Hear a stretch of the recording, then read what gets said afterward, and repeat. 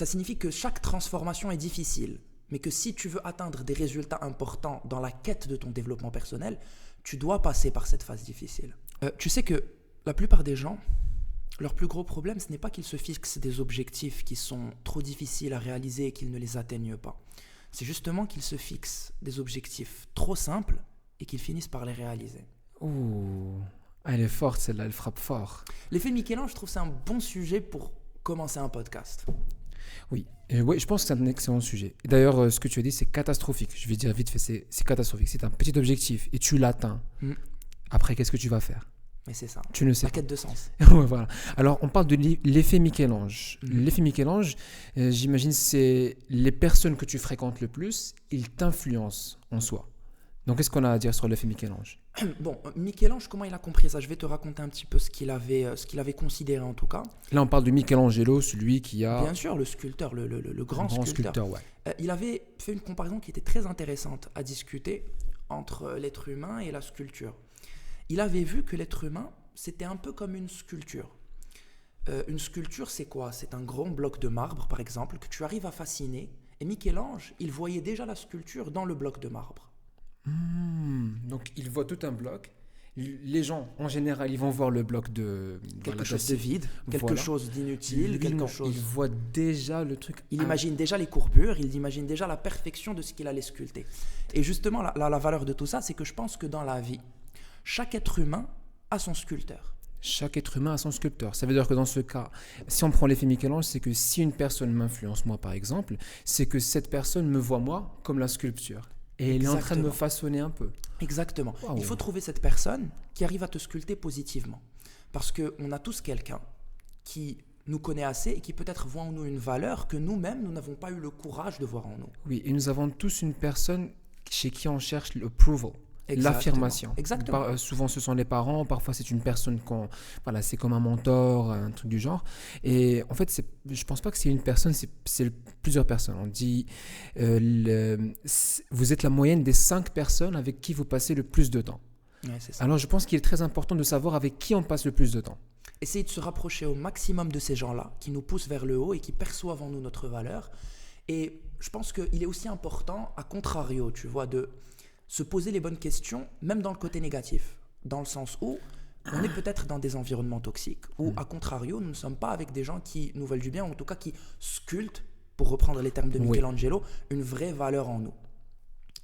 Et le but, c'est de savoir se poser les bonnes questions et de se dire que, ok, je ne suis peut-être pas dans le bon environnement, et savoir entendre, et se poser les questions et entendre ce côté négatif, tu vois. Oui, mais ça, pour moi, c'est un début. Je pense que c'est seulement un début. Tu sais qu'il y a beaucoup de gens qui sont vraiment à fond sur leur développement personnel. Voilà, il va faire du sport, il va lire des livres, il se lève tôt. Chaque personne fait ce qu'il a à faire. Mais il a des amis qui sont... Tu dis, c'est pas du tout la même chose. Voilà, l'opposé. Et lui, il te dit, non, je peux le contrôler, il n'y a pas de souci, il n'y a pas d'influence, il n'y a pas de rien. Mais est-ce que c'est pas un peu se mentir à soi-même? Et là, c'est un blocage sur le développement personnel. C'est des phrases qu'il faut se faire entendre, même si elles ne sont pas agréables. Et essayer de se rapprocher que du mieux possible, même si c'est difficile. Il y a une phrase de Paulo Coelho, c'est une citation qu'il avait dit. Le grand Paulo Coelho. Une citation qui est très intéressante. Il te dit que celui qui aime voir l'arc-en-ciel doit se forcer à aussi aimer la pluie. Ah. Voilà. Donc en gros, ça signifie que chaque transformation est difficile, mais que si tu veux atteindre des résultats importants dans la quête de ton développement personnel, tu dois passer par cette phase difficile. Ouais, c'est un peu comme... Bon, le meilleur exemple, je pense, c'est la musculation. Tu dois souffrir, tu dois porter des poids pour ensuite avoir des grands muscles et un bon physique. Oui, mais c'est très bien, oui. Alors, maintenant, il faut savoir qui sont les amis qu'on devrait choisir sur notre environnement. Et moi, j'ai quelque chose à dire. C'est de Jordan Peterson. Il te dit « Make friends with the people who want the best for you ». Il faut distinguer entre l'effet positif et négatif que les gens ont sur toi. Il faut chercher les gens qui veulent le meilleur pour toi et pour eux-mêmes. Mais la question que je me pose, c'est que est-ce qu'il ne faut pas se rapprocher typiquement des gens qui nous ressemblent? C'est une question intéressante. Est-ce qu'il faut se rapprocher des gens qui nous ressemblent ou pas forcément ceux qui nous ressemblent? Ceux qui vont nous apporter une diversité dans notre façon de penser, dans notre façon d'agir et dans notre comportement de manière générale. Moi j'ai une opinion un peu décalée. Dis-moi. C'est sympa d'avoir un ami qui te ressemble, mais je pense que ça te limite aussi. Parce que tu as toujours besoin d'une idée hors de l'ordinaire par rapport à toi, quelque chose de out of the box. Si tu as ami avec quelqu'un qui est très différent de toi, mais lui aussi il cherche à être la meilleure version d'elle-même, il peut te contredire et il peut te critiquer de façon tu dis j'ai jamais Créer vu du comme ça. débat lorsque Ouais. c'est argumenté, Ouais. c'est parfaitement positif. Et c'est pour ça On je en pense. a, toi aussi, de temps en temps avec moi, des débats Ah oui. où peut-être on n'est pas d'accord sur certaines choses, sur certaines façons de se comporter dans sa vie Ouais. de tous les Mais jours, c'est etc. constructif à chaque Mais fois. tant que c'est constructif Ouais. et que ça apporte de la valeur surtout, c'est intéressant. De notre podcast, nous avons discuté de Brian Johnson et voilà, il dépense. L'homme qui veut vivre 120 ans, on a mis ça dans L'homme le qui titre. veut vivre 120 ans. D'ailleurs, lui, il dit je veux pas mourir et mon compétiteur, c'est Jésus. J'ai vu la vidéo que tu m'as envoyée. Il a dit ça, ouais. Alors, c'est une personne qui dépense 2 millions de dollars par an sur sa santé pour faire en sorte de vivre le plus longtemps possible et d'avoir la meilleure santé possible, d'accord? Et nous avons discuté voilà, de ce qu'il fait et qu'il dépense énormément d'argent. Mais moi, récemment, j'ai découvert une personne sur Instagram qui a fait 30 épisodes. Là, maintenant, il a l'épisode 18, mais il va faire 30 épisodes sur le fait que Brian Johnson, tout ce qu'il dit sur Internet, c'est un scam. Donc, il décrédibilise tout ce qu'il a construit sur Internet. Chaque propos qu'il a fait sur je suis l'homme le plus sain au monde, je fais telle ou telle pratique, tout. Ok, moi c'est un sujet qui m'intéresse beaucoup parce que tu sais que je me suis inspiré des choses qu'il a dites, Ouais. parce que c'est des choses qui te donnent de la valeur au niveau de ton sommeil, au niveau de ta nutrition, etc. Est-ce qu'il apporte des preuves, la personne là dont tu parles? C'est bien que tu poses cette question parce que d'un côté, oui, il apporte des preuves. Là, je vais commencer à te raconter les choses qui ont été décrédibilisées. C'est qu'il dit en public comme quoi il est très transparent. Il utilise son corps pour donner les analyses et il les met en public, tout est public. Mais les rapports, les analyses de sang qui vont donner les taux de testostérone, donc cortisol, B12, tout ce qui est dans l'analyse, le niveau du sang par exemple, il n'y a pas de date. Ouais, voilà, tu m'as compris, il n'y a pas de date. Ok, cette analyse de testostérone par exemple, est-ce qu'elle a été faite le matin, un mardi? Voilà, il a juste pris des valeurs et il les a mis sur un Excel et il l'a mis en public. Et d'ailleurs, en ce moment, il n'est pas accessible. Il a été supprimé. Il a été supprimé récemment, ouais. Il faut que quelqu'un aille aux archives d'Internet. Quelqu'un est parti aux archives d'Internet. C'est drôle, c'est drôle que tu dis ça, ouais. La machine a remonté le temps, quelqu'un est parti sur Internet pour la trouver, et il a trouvé une note sur une version de cet Excel-là. Je n'ai don't have a good enough reading yet. Ça veut dire je n'ai pas encore une bonne lecture sur une des valeurs qu'on te donne avec une analyse de sang qui est très très basique. Très très basique. Une prise de sang, Exactement. Et de plus, bon, je ne vais pas trop entrer dans les détails, mais sur un podcast, tu vois, lui, il a fait un marketing sur une substance qui s'appelle l'alpha-kétoglutarate. Ok. Voilà, il a dit ça, c'est excellent, c'est dans mes suppléments que voilà, j'encourage à prendre. Sur un podcast, on lui demandait, ok, pourquoi tu dois consommer ce alpha-kétoglutarate? Il a dit, je ne sais pas. Et c'est l'une des multiples questions auxquelles il a dit, je ne sais pas. Il dit, non, c'est la science, ça c'est le meilleur, cette substance c'est la meilleure, mais il n'a pas forcément d'argument. Ce n'est pas pour le défendre, mais juste j'essaye de comprendre. Je me dis que, ok, dans sa quête de l'immortalité, si on peut appeler ça, même si en tant que musulman, je ne vais pas forcément croire que quelqu'un aiderait. Bien évidemment. Mais dans cette quête que lui essaye obstinément de viser, il n'a pas, à mon sens, besoin de savoir tout ça. C'est-à-dire qu'il y a une équipe qu'il paye des dizaines de milliers de dollars tous les mois, qui peuvent savoir ce genre de choses à sa place. Bien évidemment. Donc, personnellement, il y a de l'argument d'il ne sait pas, ça ne me choque pas vraiment, parce qu'il n'a pas besoin de savoir. Tu vois ce que je veux dire? Oui, c'est un excellent argument, c'est très très bien dit. Et d'ailleurs, bon, moi je dirais il fait ce qu'il veut. Mais le souci, c'est que, pour moi, il affirme ne pas chercher à être monétisé à travers ce qu'il fait, alors que c'est pas vrai. C'est pas vrai. Voilà. Il fait ça pour le marketing de produits. C'est une entreprise qui s'appelle Blueprint. C'est la sienne. Ouais, c'est la sienne. Ok. Bon, en tout cas, il a un pourcentage, c'est prouvé, il a un pourcentage de chaque fois qu'une personne elle achète ces produits-là. Il les met sur ses descriptions des vidéos. Il a son pourcentage, ses dividendes sont là. D'accord. Il se dit, voilà, je suis végétarien. Il est végétarien d'ailleurs, vegan. Et ça aussi, c'est vrai ou là, on peut commencer à se dire que c'est faux? Voilà. Non, on n'y peut pas. Il affirme qu'il est vegan, mais un supplément qu'on appelle Blueprint Essentials n'a pas de B12, alors que c'est très très important pour les végétariens d'avoir des suppléments de B12. Il te dit non, ce supplément, il a tout ce qu'il te faut, mais d'après les rapports, attention, c'est très intéressant. Il te dit que les rapports sur ces suppléments-là ils sont très très bien faits. آخر ما كاين في les recherches, en ce moment, ils ont été supprimés. Encore Donc, une fois. voilà, Comme ces transparence. tests, comme... Donc, voilà. Donc, pour moi, la question, c'est, il dit, j'ai pas besoin d'argent, je fais tout ça pour vous, et voilà. Pour un marketing, pour vendre des produits, ça va nuire sûrement à ses réputations. Donc, il n'a pas forcément de base, une structure qui est solide, qui va tenir. C'est super que tu aies abordé ce sujet. On n'en avait pas discuté avant que tu l'abordes, mais c'est super que tu l'aies fait parce qu'on a parlé de Brian Johnson Ouais.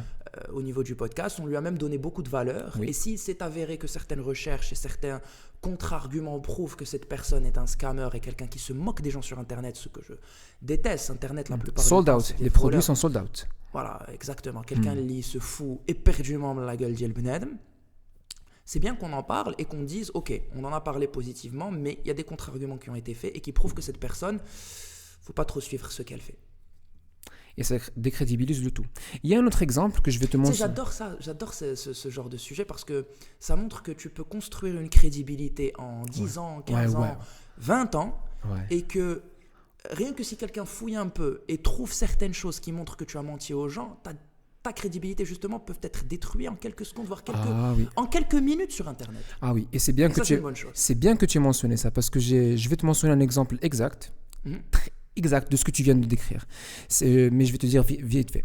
Elle s'appelle Elizabeth Holmes. Je ne sais pas si tu la connais. Non.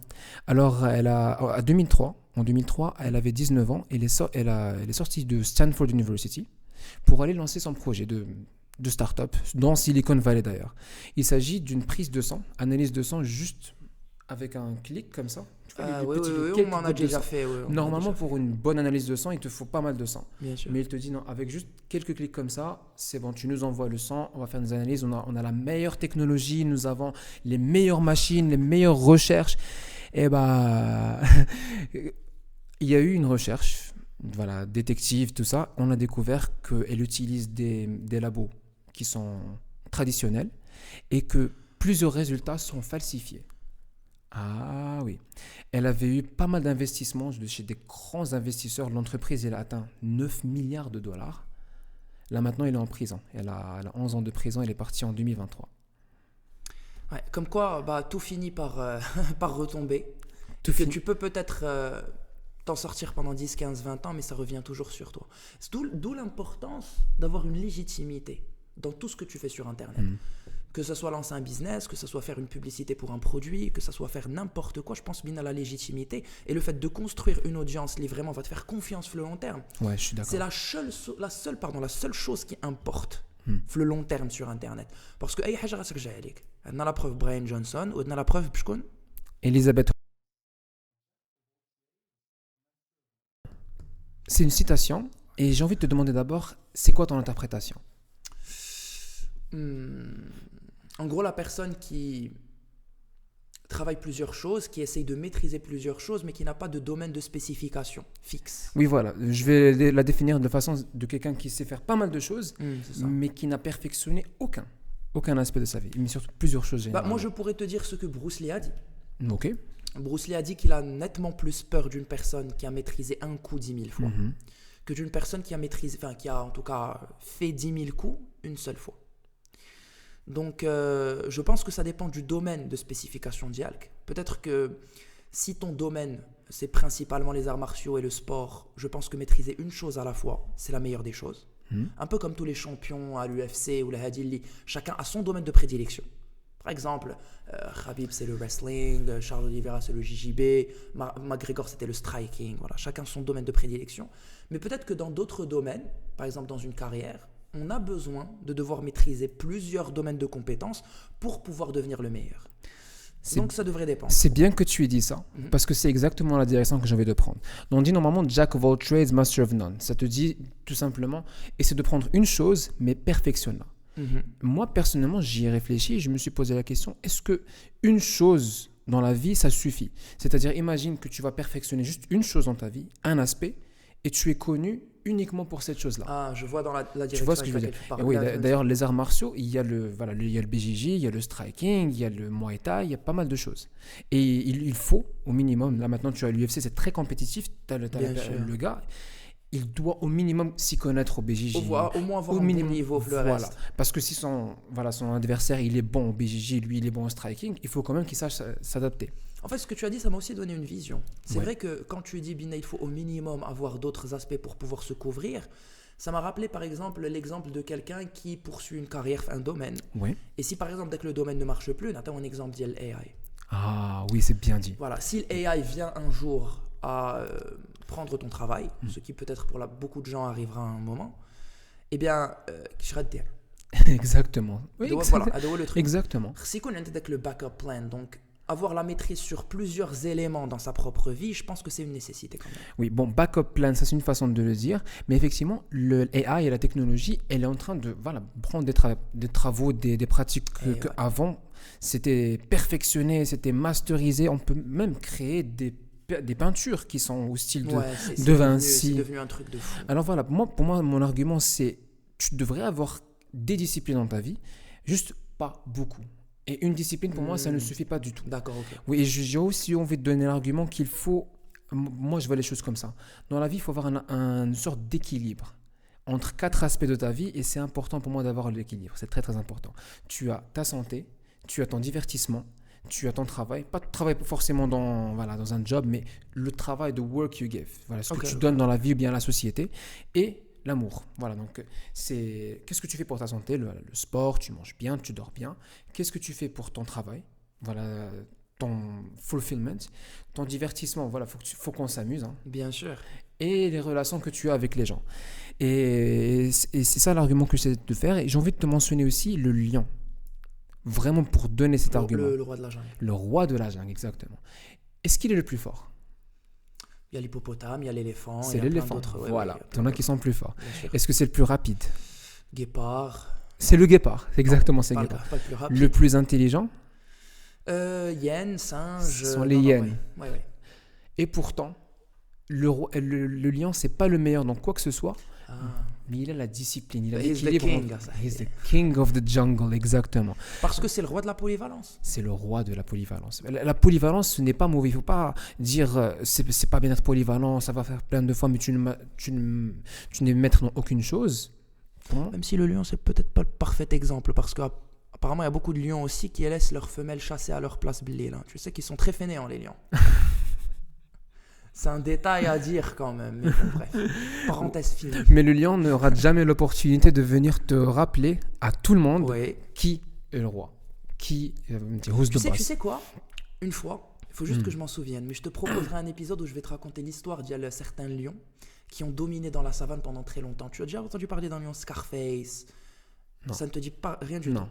Je connais Scarface, le film. Non, oui, bien sûr, c'est un super film, mais il y a des lions qui ont dominé dans la savane, ou là en tout cas en Afrique pendant très longtemps, et qui ont des histoires incroyables que je pourrais te raconter. J'ai hâte. On fera ça une prochaine fois. Ok. Bon, moi en ce moment, j'ai un autre exemple pour toi, je vais te le dire brièvement. C'est Léonard de Vinci. Et ça, c'est incroyable. Okay. Ouais. Dans sa vie, voilà, il est connu pour avoir fait la Mona Lisa et de la biologie. Lui, dans sa vie, il était peintre, ingénieur, anatomiste, sculpteur et inventeur. Il a fait tout ça dans sa vie et il était exceptionnel. Et lui, il avait une philosophie de la vie de si je passe des heures et des heures sur un travail que j'ai, sur un projet, je dois m'arrêter à un moment donné et passer à autre chose. Comme ça, après, je vais revenir plus tard. Bien sûr. Pour laisser espace à sa créativité. Et il ne pouvait pas s'arrêter. Ok, je vois. Et pour lui, tu vois, tout ce qui est art et la science, ce n'est pas deux disciplines opposées. C'est lié. Et il a compris ça avant tout le monde. Ouais, c'est ça. Alors, c'est ça l'argument que j'essaie de faire, c'est qu'avoir plusieurs disciplines, c'est utile. Il le faut. Et il faut avoir de la bonne discipline pour savoir équilibrer entre les choses. Qu'est-ce qui va m'aider dans ma vie pour mon développement? Voilà, il te faut du sport, un bon sommeil, une activité pour se développer qui est, à part, voilà, par exemple, moi j'ai ma guitare qui est ici, voilà, je sais pas moi. Voilà, toi aussi tu as ton sport, tu as... Bien sûr, mais il faut le rappeler tout en étant humble. Voilà. Tout en restant humble. Tout en restant très important de rester humble. Voilà. Et pour finir, j'ai envie de proposer quelque chose qui concerne l'équilibre dans la vie et la discipline, mais un peu dans la direction du leadership. Je l'ai écrit, je vais vous le partager, c'est de Jocko Willink, je l'ai pris de Extreme Ownership et je l'ai traduit en français. C'est soit confiant, mais pas arrogant, courageux, mais pas téméraire, Compétitif, mais pas un perdant gracieux. Attentif aux détails, mais sans obsession. Fort, mais endurant. Un leader et un suiveur. Humble, mais pas passif. Agressif, mais pas oppressant. Calme, mais pas muet. Je pense pas qu'on peut trouver une meilleure façon de finir ce podcast.